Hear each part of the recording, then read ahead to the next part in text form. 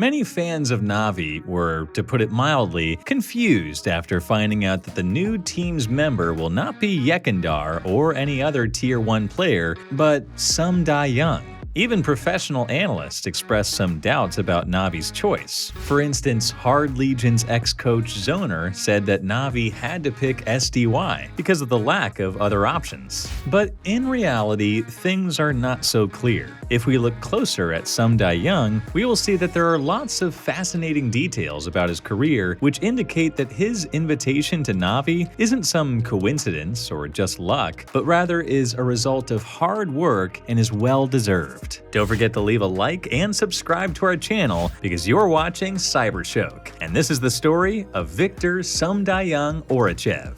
Viktor was born in March of 1997 in the Ukrainian town of Kostopol. From a very young age, video games played an important role in his life. When he was only 3 years old, his father founded an internet cafe in their garage, and people gathered there to play games. Vitya played CS 1.5 from such a young age that he can't actually remember having done most of these things himself, and he was just explained these things from his parents afterward. He was a typical kid who played football and got good grades in school, but Counter-Strike had a special place in his heart. He participated in CS tournaments at the age of 6, and when he was 9, he won his first LAN. One of his brightest memories is a trip to Lviv with his dad, who took the local team to the WCG 2005 qualifier and decided to take Vitya with him. Later, his dad would play an important role in Lviv's esports life. He would organize a lot of tournaments and manage one of the best clubs in the city, where for some time there was even Senya, a member of Navi's 1.6 legendary roster. А этот тип просто, я его неплохо знал 13 лет назад.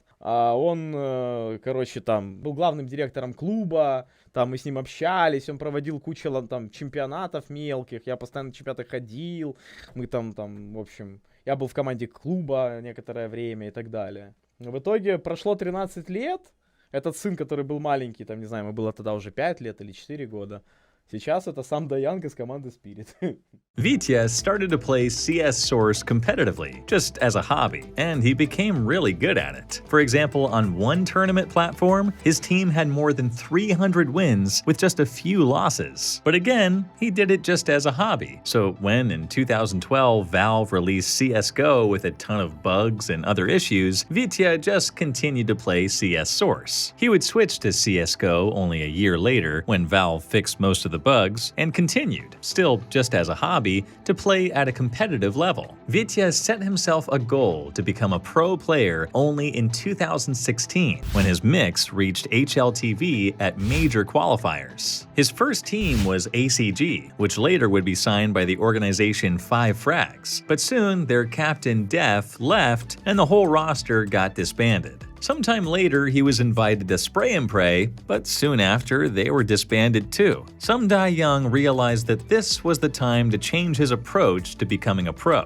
At their level, it was very easy to break a team. You could spend months and even years of your time training, and then one day get the news that one of your players is transferring to a better team. Congratulations, you are done. Start again. Fortunately for Sum Young, his former teammate Crush was a consul at FPL Challenger and invited him directly to play in the league. It was at that moment when Vitya promised himself that from now on, he would do his absolute best so he could get into the FPL, prove himself there, and then get an invitation to a decent team. Yes, he would still play in some mixes, but grinding Tier 3 CS just wasn't his priority anymore. By the way, in one of those mixes, he met his future coach, Certus. Fortunately, Vitya's plan worked. He became the first CIS player to get into FPL through FPLC qualifications, and in November of 2017, he won the whole FPL season. After that win, he instantly got invitations to several teams, and one of them was Spirit. On January 8, 2018, Sum Young officially became a member of Team Spirit, where he would spend more than 3.5 years of his career.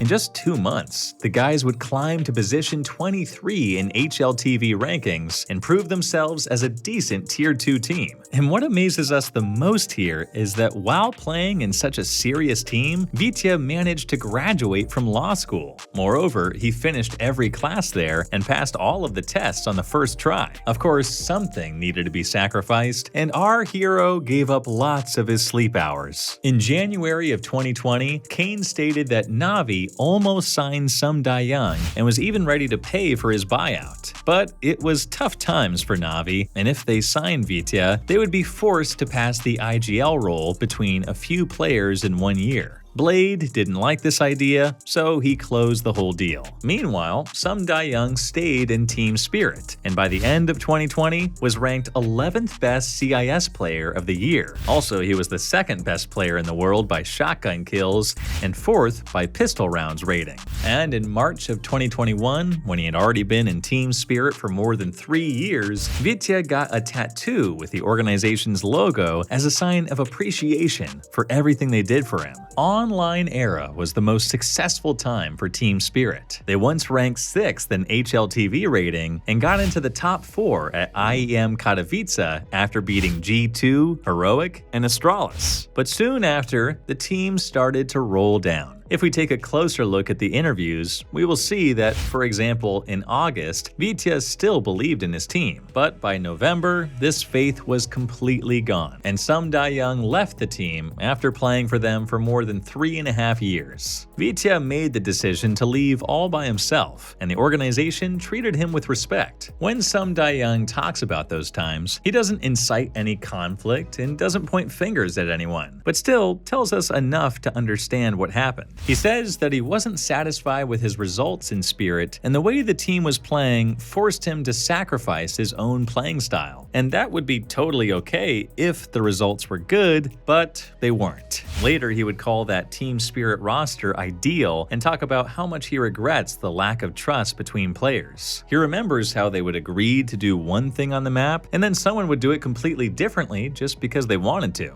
Vitya thinks that's the main reason why they lost important games against strong teams who knew how to play as one unit and where the players trusted each other. On the contrary, later their coach Certus would state that Spirit was nothing but a pathetic excuse for a team, and that Sum Dayang was the only one willing to sacrifice his desires for the sake of the results. As usual, the actual truth is probably somewhere in the middle. In January of 2021, Sum Dayang joined Mad Lions by direct invitation from their coach Kuban. On paper, their roster was quite good, but in practice, they couldn't achieve much. So after 3 months, in April, Mad Lions disbanded the whole roster and temporarily left CSGO. Here, it's worth showing some respect for Mad Lions because all this time, they acted very professionally. They strongly supported Sum Dayang, who had been in Ukraine on the night of February 24th, and didn't ask for a penny from NAVI when they expressed interest in renting him. But still, how did he get into NAVI? It's obvious that after leaving Mad Lions, Vitya didn't want to rush to accept the first invitation that he would get. He understood that if NAVI kicked Boomich, he would be one of the candidates to fill in his spot. So, he waited. When Kirill was excluded from NAVI's roster, Vitya's agent Jerome contacted both NAVI and Mad Lions and proposed free renting of Sum Dayang on a trial basis. Everyone agreed, and well, that's how he got into the team. It was hard times for Sum Dayang. NAVI plays on the highest level of CS, at which he doesn't really have that much experience, and it was less than 2 weeks until the start of their first tournament. The guys just showed Vitya their basic strats, told him to mostly take Boomich's position, and well, they went to Blast. NAVI's results on the Blast exceeded all expectations. They played with a substitute in the tournament, which was the first for Electronic as a captain, and had like 10 days of preparations. But somehow, they managed to lose only 3 maps in 6 games and win the tournament. This result was phenomenal. It was after that win where we could tell that Vitya has a great chance to stay in NAVI. Blade called him a nice guy. Simple said that he wants to play with Sum Dayang and Cologne, and Bit said that he enjoyed playing with him. Moreover, his name was added to the CS roster on NAVI's official website, so no one was surprised when NAVI called him to play in Cologne. Sum Dai-young has been a hard-working player who, from the very start of his career, chose his unique path to become a pro. Until him, there were 0 CIS players who got into the FPL through qualifiers. He was the first one. And even in the most difficult situations, he still performed well and didn't put any dirt on the name of his organization. Vitya is a great player who's deserved to be in a stable Tier 1 team for a long time. And now, he finally has the chance to prove himself. And we really hope that NAVI will succeed with him.